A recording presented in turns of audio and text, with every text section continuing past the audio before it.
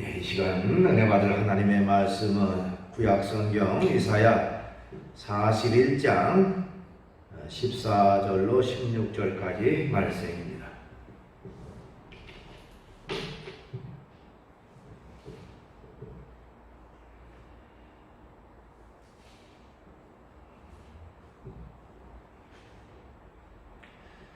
이사야 41장 14절로 16절 구약성경 1017쪽에 있습니다.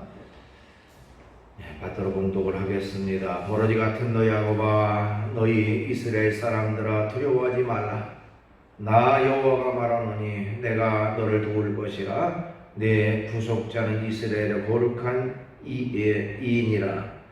보라, 내가 너를 이가 날카로운 새 타작기로 삼으리니 내가 산들을 쳐서 부스러기를 만들 것이며 작은 산들을 겨같이 만들 것이라. 내가 그들을 까부는 즉 바람이 그들을 날리겠고 효고리 바람이 그들을 흩어버릴 것이로되 너는 여호와로 말미암아 즐거워하겠고 이스라엘의 거룩한 이로 말미암아 자랑하리라. 아멘. 말씀을 16절까지 받들어 봉독을 했습니다. 찬양 한 장 같이 부르도록 하겠습니다. 284장입니다.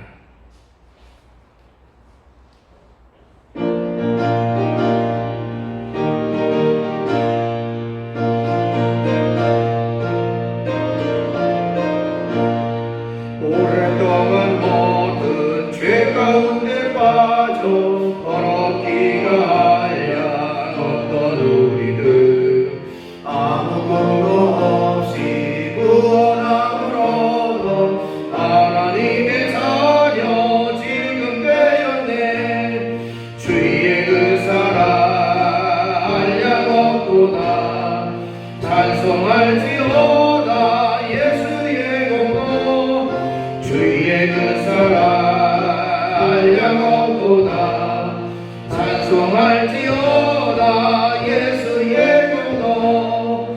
주의 모여들어서 정결하게 지켜 죄악에서 떠난 몸이 되었고 세상 근심 구름 간 곳 없어진 하나님의 빛이 영화롭도다. 주의 그 사랑 한량 없도다. 찬송할지어다 예수의 공로. 주의 그 사랑 한량 없도다. 찬송할지어다 예수의 공로. 죄의 깊은 낙과 그 세상의 꿈을 어서 깨어나라 나의 친구여. 은혜 받을 날과 구원 얻을 때가 지금 온 세상에 선포되었네. 주의 그 사랑 한량 없도다. 찬송할지어다 예수의 공로. 주의 그 사랑 한량 없도다. 찬송할지어다 예수의 공로. 아멘.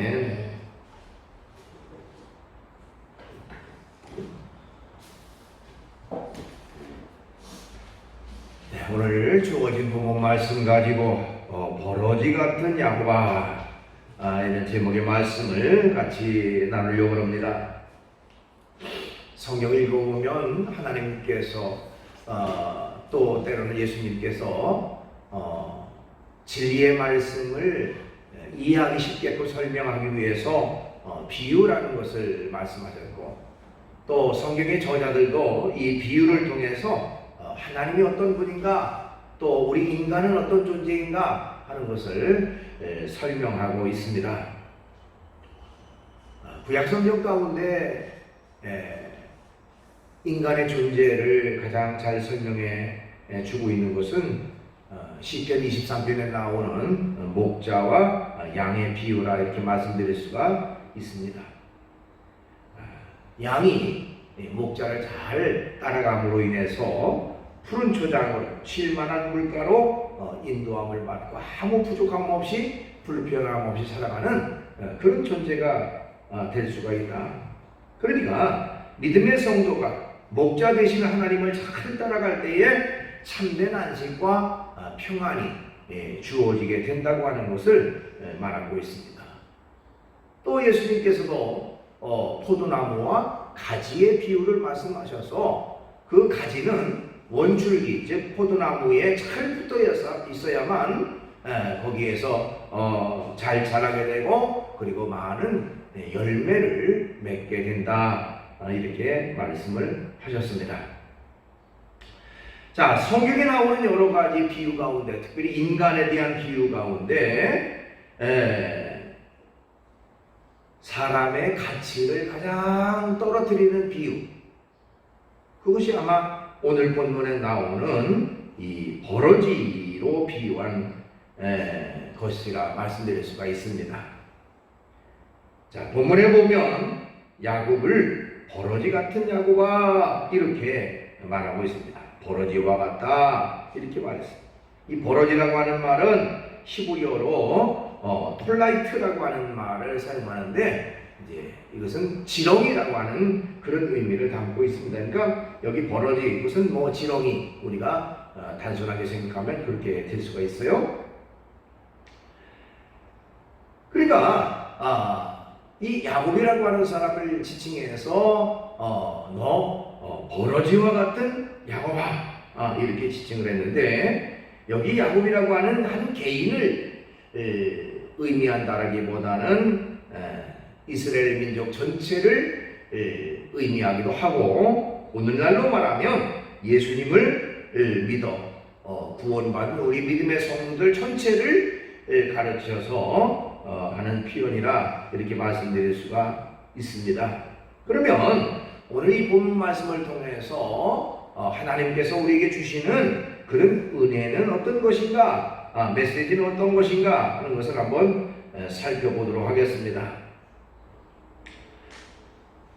우선 우리가 생각할 것은요, 우리 모두는 버러지같이 연약한 존재들이다 하는 사실을 알아야 된다는 것입니다. 본문 맨 앞에 나오는 그 14절 앞부분에 보니까 버러지 같은 너 야곱아, 너희 이스라엘 사람들아 두려워하지 말라 이렇게 시작을 합니다. 지렁이라고 하는 것을 백과사전에서 찾아보니까요 환영동물에 해당된다 그러면서 크기는 약 3mm 정도 되는 작은 것으로부터 호주에 있는 지렁이는 무려 4m까지 큰 4m나 되는 그런 지렁이가 있다고 합니다. 그 몸의 길이가 길쭉하고요 머리와 꼬리를 제외하고는 거의 같은 모양으로 이루어진 것이 지렁이의 모습입니다. 동작은 느리고요 그리고 햇빛을 싫어하고 아주 습기진 곳, 습한 곳을 좋아하는 그런 습성이 바로 지렁이에게 있다 이렇게 말하고 있습니다. 자, 본문에서 인간을 가리켜서 버러지다, 지렁이다 이렇게 표현한 것은 하나님을 떠난 인간이 어떤 존재인지를 보여주는 그런 여러 가지 의미가 있다라고 말씀드릴 수가 있습니다. 자, 왜 인간을 버러지와 같은 존재라고 표현했을까요? 우선은 하나님을 떠난 인생은 하찮은 존재라는 의미가 그 속에 포함되어 있습니다. 어떤 사람들은 버러지와 같은 인간이라고 표현하는 것에 대해서 굉장히 좀 거북해하는 또 인정하려고 하지 않는 그런 분들도 있습니다. 인간은 만물의 영장이고 인간은 하나님의 형상대로 지음받은 존재인데 왜 인간을 하찮은 존재 또는 버러지와 같은 존재라고 말하는가? 그 말에 동의할 수 없다 이렇게 말하기도 합니다. 그러나 이 말은 하나는 맞고 하나는 틀린 것이라고 말씀드릴 수가 있습니다. 원래 인간은 존귀하게 만들어졌죠. 성경에 보니까 하나님께서 하나님의 형상대로 사람을 창조하셨다라고 분명히 성경에 기록하고 있습니다.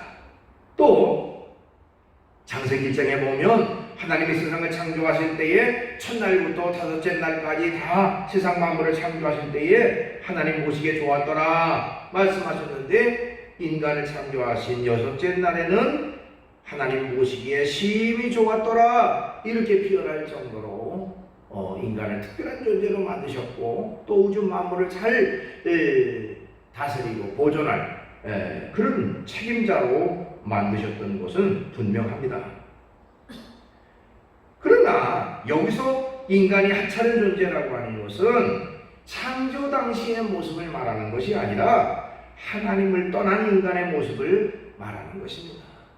하나님을 떠난 인생이 하찮은 존재, 보잘것없는 존재라 이렇게 말씀드릴 수가 있어요. 하나님께서 특별한 목적으로 하나님의 형상대로 인간을 만들었지만은 하나님의 명령을 어기고 말씀을 어기고 선악과를 따먹고 타락한 인간은 하나님 앞에서 버러지와 같은 그런 하찮은 존재가 되어졌다고 하는 것입니다. 사람은 하나님 앞에 있을 때에 가치 있는 그런 인생이 되어지는 것입니다. 반대로 하나님을 떠나면 그때부터 인간은 하찮은 존재, 보잘것없는 존재가 되어진다고 하는 것입니다. 어떤 면에서 우리가 신앙생활을 한다고 하는 것은 하나님의 존귀함을 회복하는 그런 과정이라고 말씀드릴 수가 있습니다. 창조 상태의 존귀함을 되찾는 것, 그것이 바로 신앙생활이다. 그래서 점점 하나님의 거룩한 형상으로 회복되어지는 것이죠. 뿐만 아니라 인간을 버러지와 같은 존재라고 표현하는 것은 하나님을 떠난 인생은 참으로 무능한 존재라 하는 것을 의미합니다. 이사야 41장의 전체적인 내용을 보면 그 내용의 의미는 앞으로 이 바사왕 고레스라고 하는 사람이 일어날 것에 대한 그런 그 예언의 말씀이라고 말씀드릴 수가 있습니다. 고레스라고 하는 사람이 출현해서 아주 막강한 그런 어떤 그 군사력을 동원해서 주변의 모든 나라들을 다 점령할 것이다. 자, 고레스의 출현은 모든 나라 사람들에게 두려운 거리가 된 것이고, 이스라엘 사람들에게도 당연히 두려움의 거리라고 하는 것입니다. 고레스 앞에서 이스라엘 사람들은 마치 찌렁이 같은, 버러지 같은 그런 연약한 존재일 수밖에 없다라고 하는 것이 오늘 본문의 말씀인 것입니다. 그런데 그런 강력한 고레스를 하나님의 능력으로 이길 수 있다고 하는 것이 본문에 나오는 말씀이 되어집니다. 어쨌든 하나님을 떠난 인생은 무능한 존재라는 것이죠. 여러분, 갓난아이가 세상에 태어나서 스스로 걷기도 하고 스스로 일어서서 활동하고 그렇게 하지 않습니다. 부모의 아주 세심한 돌봄이 있어야만 점점 자라나서 완전한 인간으로서의 모습으로 생활하게 되는 것입니다. 마찬가지로 하나님의 돌보심과 하나님의 인도하심이 있어야만 우리가 주님 앞에 바른 그런 삶을 살아갈 수가 있는데, 하나님의 돌봄이 없다면 우리는 하찮은 존재, 무능한 존재에 불과하다고 하는 것이죠. 이처럼 인간은 하나님을 떠난 인간은 하찮은 존재, 무능한 존재의 모습 가운데 있다는 것입니다. 그렇기 때문에 너 버러지 같은 야고바 하고 지칭하는 것이죠. 그런데 이어서 나오는 말씀은 하나님은 버러지 같은 우리를 이가 날카로운 새 타작기로 만드시겠다, 삼으시겠다 이렇게 말씀하십니다. 오늘 본문 15절 앞부분에 보니까요, 보라, 내가 너로 이가 날카로운 새 타작기로 삼으리니 이렇게 말하고 있습니다. 여러분, 지렁이라고 하는 존재는 날카로운 이도 없어요. 그거는 어떻게 다른 무슨 천적들이 다가와서 해치려고 해도 그냥 당할 수밖에 없는 게 지렁이의 존재인데, 하나님이 역사하셔서 그런 연약하디 연약한 그 지렁이를 이가 날카로운 새로운 타작기로 삼으시겠다라고 말씀하고 있습니다. 하나님의 능력입니다. 하나님의 역사인 것입니다. 지렁이 같은 연약한 존재를 하나님께서 이가 날카로운 새로운 타작기로 삼으시겠다라고 말씀하고 있는 것입니다.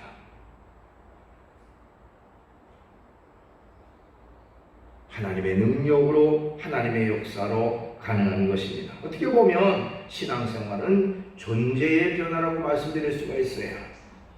지렁이같이 무능하고, 지렁이같이 연약하고, 지렁이같이 참으로 나약한 그런 존재라고 할지라도 하나님의 손에 붙들리면 하나님께서 새 타작기 같은 그런 어떤 능력을 행하는 역사를 이루신다고 하는 것입니다. 전에는 상상조차 못했던 그런 존재로의 변화, 그것이 바로 하나님 안에서 가능하다는 것입니다. 여러분, 우리는 요한복음 2장에 나오는 가나 혼인잔치에 나오는 사건을 기억합니다. 예수님께서 참석했던 그 혼인잔치에 가장 중요한 포도주가 떨어졌을 때에 어떻게 했습니까? 예수님께서 물이 변해서 포도주로 만드시는 기적의 역사를 이루셨습니다.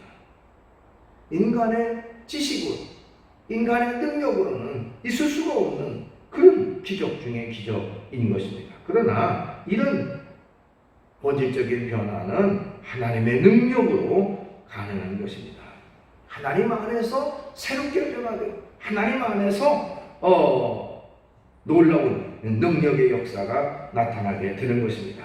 그래서 고린도후서 5장 17절에 보니까 그리스도 안에 있으면 새로운 피조물이라 이전 것은 지나갔으니 보라 새 것이 되었도다 라고 말씀하고 있는 것입니다. 본질적인 변화가 이루어지게 되는 것입니다. 지렁이 같은 그런 약한 존재라고 할지라도 바로 하나님의 역사로 날카로운 새 타작기가 되는 그런 역사가 이루어지는 것입니다. 오늘 본문 14절 중간 이하를 보니까요, 내가 너를 도울 것이라 내 구속자는 이스라엘의 거룩한 자니라 이렇게 말하고 있습니다. 자, 결국 그 역사를 이루시는 주체는 하나님이시라는 것입니다. 하나님이 도우심으로, 하나님의 역사하심으로 연약한 존재가 이렇게 능력 있는 존재, 강한 존재, 많은 기적을 이루는 그런 역사, 그런 존재가 되어지게 된다고 하는 것입니다. 여러분, 평범한 그런 그 막대기, 마른 막대기라도 모세의 손에 붙들렸을 때에 하나님이 역사하셔서 그야말로 홍해를 가르는 기적의 막대기가 되어졌습니다. 하나님의 역사하심으로 가능한 것이죠. 자, 구약 성경에 보면요, 제사장과 선지자와 왕을 세울 때에 머리에 기름을 부어서 세웠습니다. 감람유, 쉽게 말하면 올리브유 기름을 부었죠. 자, 평소에는 평범한 사람에 불과했지만, 그러나 하나님의 지시에 의해서 머리에 기름을 부음으로 말미암아 평범한 사람이 다른 사람과 다른 구별된 특별한 사람으로 되어진다고 하는 것입니다. 마찬가지로 바로 우리도 하나님의 능력 안에서 새로운 변화, 새로운 존재로 하나님이 바꾸어 주신다고 하는 것입니다. 그것은 바로 하나님의 능력으로 가능한 것이다. 오늘 보면 14절 밑에 부분에 보면 하나님이 구속자가 되신다고 말하고 있어요. 내 구속자는 이스라엘의 거룩한 자니라는 말인데요. 이 구속자라고 하는 말은 우리가 구약 성경에 보면 기업물을 라고 하는 그런 뜻으로도 써 있고요. 고엘제도 뭐 이렇게 말하기도 하죠.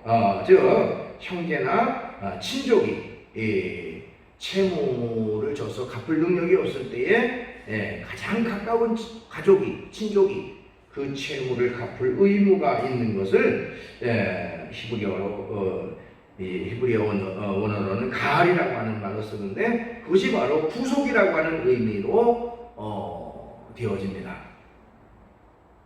그러니까 바로 부속자, 내 기업 물을 사람은 이스라엘의 거룩한 자라 하는 의미가 그 속에 포함된 것이고요. 하나님께서 부속자가 되신다는 것은 바로 지렁이같이 연약한 그런 존재이고 부족한 존재이지만 하나님께서 그의 죄악의 값을 해결해 주심으로 결국에는 완전한 존재로 삼으신다고 하는 의미가 포함됩니다. 그러니까 구속자는 하나님이시라고 하는 의미는 하나님께서 모든 것들을 주관하시고 역사하신다고 하는 의미가 그 속에 포함되어 있다고 하는 것입니다. 버러지같이 하찮은 존재라고 할지라도 하나님께서 이렇게 이가 날카로운 새 타작기로 만드시겠다 이렇게 하셨어요. 그러면 그 새 타작기는 어떤 역사를 이루느냐 하는 것이 또한 계속 이어집니다. 15절 중간 이하부터 16절까지 내가 산들을 쳐서 부스러기를 만들 것이며 작은 산들을 겨같이 만들 것이라 내가 그들을 까부는 즉 바람이 그들을 날리겠고 휘리바람이 그들을 흩어버릴 것이로되 이렇게 말하고 있어요.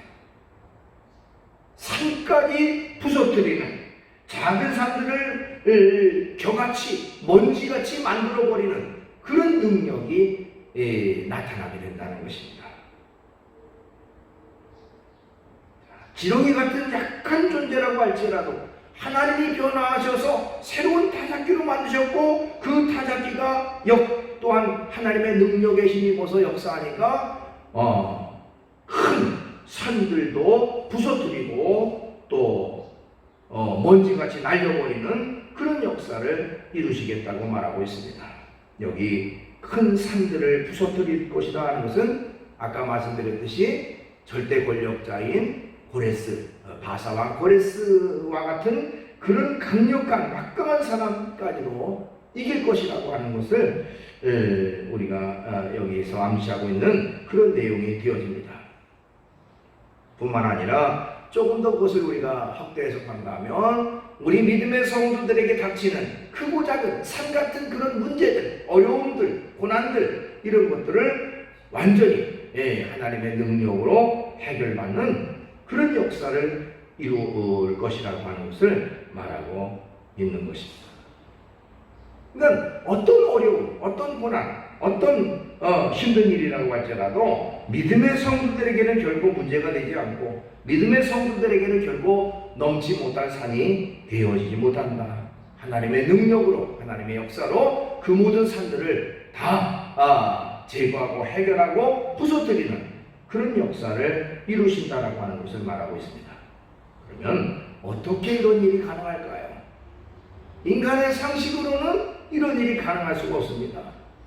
어떻게 지렁이같이 그런 약한 존재가 그 거대한 산들을 다 부서뜨리고 먼지같이 다 날려버리는 그런 역사를 이룰까요? 바로 하나님의 은혜로만이 가능하다고 하는 것입니다. 그러니까 본문의 내용의 주체, 그것은 인간이 그런 능력을 행할 것이다가 아니라 인간처럼 무능하고 연약한 존재를 하나님이 역사하시네 그런 그 능력의 사람으로 하나님이 만드신다. 그러니까 그 능력의 주체는 하나님이시라고 하는 것을 성경은 말하고 있습니다. 그래서 이 내용을 자세히 살펴보면 내가 너를 또 내가 너로 이런 말이 등장해요. 14절 중간에도 내가 너를 도울 것이라 15절 앞부분에도 내가 너로 네가 날카로운 새 타작기로 삼으니 그러니까 여기 내가라는 것은 하나님이고 하나님이 인간으로 하여금 그렇게 역사하시겠다라고 하는 것을 말하고 있습니다. 그러니까 역사의 주체는 하나님이시라고 하는 것이죠. 여러분, 인간은 약한 존재고 부족한 존재고 허물 많은 존재가 바로 인간인 것입니다. 스스로 어떤 것을 할 수 있는 능력이 우리에게 주어지지 않습니다. 그러나 그 연약한 인간에게 하나님의 능력이 나타나고 하나님의 역사가 나타나면 기적과 같은 그런 능력을 이루게 되어진다고 하는 것입니다. 모세가 이스라엘 민족을 이끌고 가나안 땅으로 가는 과정 속에서 맨 처음에 만났던 그런 큰 난관은 바로 홍해가 가로놓여 있는 것입니다. 뒤에는 애국 군대가 추격을 하고 앞에는 홍해가 가로놓여 있어서 오도 가도 못하는 지태양난의 상황 속에 있을 때에 모세는 그 위기를 자신의 힘과 능력으로 인간의 힘으로 해결할 수 있는 것이 결코 아닌 것을 기억하고 하나님 앞에 부르짖어 기도합니다. 그리고 일어나서 이스라엘 백성들을 향해서 외칩니다. 너희는 가만히 서서 여호와께서 오늘날 행하시는 구원을 보라. 그리고 결국 하나님의 능력으로 큰 산과 같은 그런 홍해가 갈라져 그 길을 걸어가는 그런 기적을 경험하게 되어지는 것입니다. 하나님의 능력으로 하나님의 은혜로 가능한 것입니다. 또한 성령으로 충만할 때에 이런 기적의 역사가 가능하다고 하는 것입니다. 스가랴 4장 6절로 7절에 보면 그런 말씀이 있어요. 그가 내게 대답하여 이르되 여호와께서 스룹바벨에게 하신 말씀이 이러하니라. 만군의 여호와께서 말씀하시되 이는 힘으로 되지 아니하며 능력으로 되지 아니하고 오직 나의 영으로 되느니라. 큰 산아 네가 무엇이냐? 네가 스룹바벨 앞에서 평지가 되리라. 이렇게 기록하고 있습니다. 이스라엘 백성들이 바벨론의 포로로 잡혀갔지요. 그리고 이제 그 중에 일부가 예루살렘에 다시 돌아왔습니다. 성전은 회파되고 성전은 파괴되고 주변의 모든 이제 성벽은 다 무너진 그런 상황 속에서 스룹바벨을 지도자로 해서 결국 성전을 건축하려고 하는 그 와중에 그것을 방해하는 사람들이 주변에 많이 있었습니다. 그들의 방해로 말미암아 전혀 진척이 되지 않아요. 그때에 바로 주신 말씀이 여기 말씀입니다. 만군의 여호와의 말씀, 여호와께서 이르시되 이는 힘으로 되지 아니하고 능력으로 되지 아니하고 오직 나의 영으로 되느니라. 큰 산아 네가 무엇이냐? 스룹바벨 앞에서 평지가 되리라. 바로 인간의 힘, 인간의 능력, 인간의 어떤 노력으로 되어지는 것이 아니라 하나님의 성령의 능력으로만이 가능하다고 하는 것을 말하고 있습니다. 아무리 높은 산이라고 할지라도 평지같이 되리라. 그러니까 오늘 본문에 나오는 큰 산이 부서져 버리고 또한 작은 산들이 다 먼지처럼 가루가 돼가지고 흩날리는 그런 결과와 맞아떨리는 거죠. 그건 바로 하나님의 성령의 능력으로만이 가능한 그런 역사라고 하는 것을 성경은 말하고 있습니다. 여러분, 성령은 누구입니까? 바로 성령님 곧 하나님이시죠. 성령은 창조자이고 성령은 전능자이십니다. 또한 성령은 우리와 늘 함께 하시고 우리를 도우시는 분이 바로 성령이십니다. 로마서 8장 26절 이와 같이 성령도 우리 연약함을 도우시나니 우리는 마땅히 기도할 바를 알지 못하나 오직 성령이 말할 수 없는 탄식으로 우리를 위하여 친히 간구하시느니라. 이렇게 기록하고 있습니다. 요한복음 16장 13절 그러나 진리의 성령이 오시면 그가 너희를 모든 진리 가운데로 인도하시니 그가 스스로 말하지 않고 오직 들은 것을 말하며 장래 일을 너희에게 알리시리라. 이렇게 말씀하고 있어요. 성령은 우리를 도우시는 분입니다. 성령은 우리를 인도하시는 분이고 성령은 우리와 함께 하셔서 하나님의 능력과 기적을 이루시는 그런 분이십니다. 때문에 언제나 성령의 충만함으로 나아갈 때에 바로 이런 기적과 같은 역사를 이룰 수가 있다고 하는 것입니다. 본문은 인간의 연약함 거기에 초점이 있는 것이 아니라 연약한 인간이라도 하나님의 손에 붙잡힌 받을 때에 하나님이 함께 하실 때에 바로 기적과 같은 그런 역사를 이루는 강한 존재가 되어질 수 있다고 하는 것을 말씀하고 있는 것입니다. 하나님을 떠난 인생은 버르제와 같은 하찮은 존재, 무능한 존재입니다. 그러나 하나님이 역사하심에 이가 날카로운 새 타작기와 같은 그런 존재로 만드셔서 큰 산도 부서뜨리고 모든 작은 산들을 다 먼지같이 이 가루를 내서 흩어버리는 그런 능력을 이루신다고 말씀하고 있는 것입니다. 하나님의 손에 붙잡힌 받을 때에 하나님을 믿고 의지하고 살아갈 때에 하나님의 성령으로 능력으로 이런 기적의 역사를 이루시게 되는 것입니다. 철저히 인간의 연약함 의지하지 아니하고 하나님 의지하고 하나님 바라보고 하나님의 능력에 힘입어서 하나님의 역사로 말미암아 기적과 같은 그런 능력을 이루며 날마다 감사함으로 살아가는 그런 저와 여러분 되시기를 주의 이름으로 축원합니다. 기도하겠습니다. 걸어가신 주님을 찬양합니다. 인간은 연약하고 부족하고 허물 많은 것이 인생이고 아무것도 이룰 수 없는 그런 나약한 존재가 인간인 것을 저희들은 믿습니다. 그러나 하나님의 손에 붙잡힌 바 될 때에 기적과 능력을 이루는 그런 존재가 되는 것도 저희들은 믿습니다. 주님, 우리에게 더욱더 굳건한 믿음 주시고 굳건한 신앙을 허락해 주셔서 전폭적으로 하나님을 신뢰하고 전폭적으로 하나님을 믿고 나아감으로 말미암아 일상 속에서 크고 작은 산과 같은 그런 문제들 다 해결받고 또한 하나님의 영광을 만방에 드러내며 살아갈 수 있는 저희의 삶이 될 수 있도록 인도해 주시옵소서. 예수님의 이름으로 기도하옵나이다. 아멘.